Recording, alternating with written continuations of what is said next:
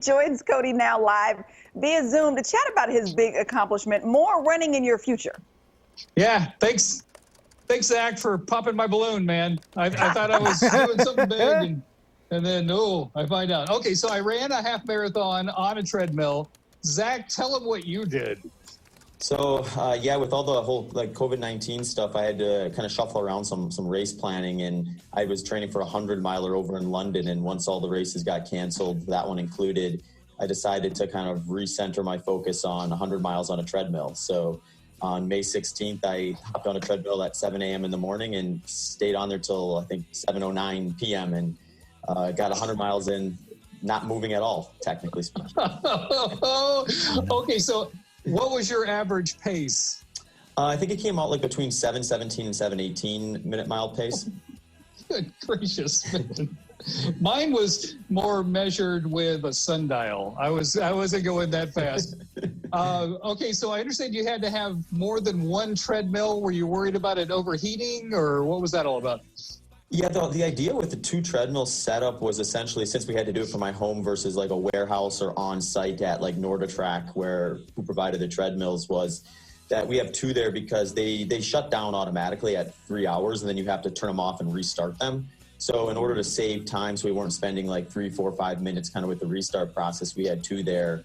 And then just for general, you never know. And, one of the hurdles we ended up kind of experiencing was we ran so much power through the room that I was doing it in that we would lose power to the screen on the treadmill occasionally, and I'd have to switch because that's what was counting my time and my distance. And then we ultimately figured out a way to take an extension cord to the other side of the house, and that solved that problem. But I think it was just with the amount of time and energy was put in with me, with the event as a whole, and the sponsors, we wanted to make sure that it went as smoothly as we could possibly plan for. So two treadmills seemed better than one.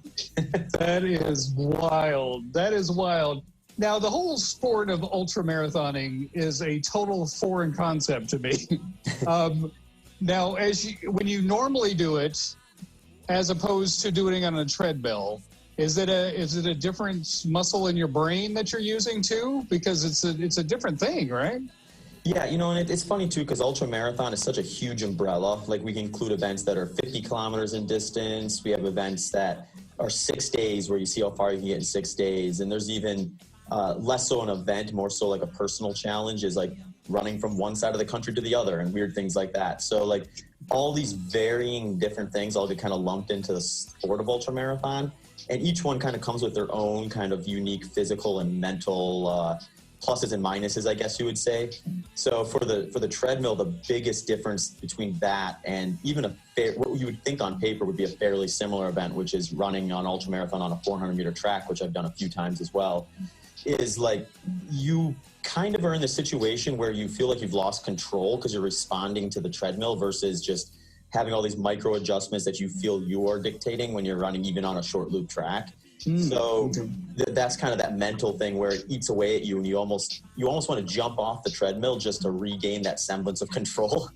I liken it to like, my middle school age self, where if an adult told me to do something, I like just intuitively wanted to do the opposite.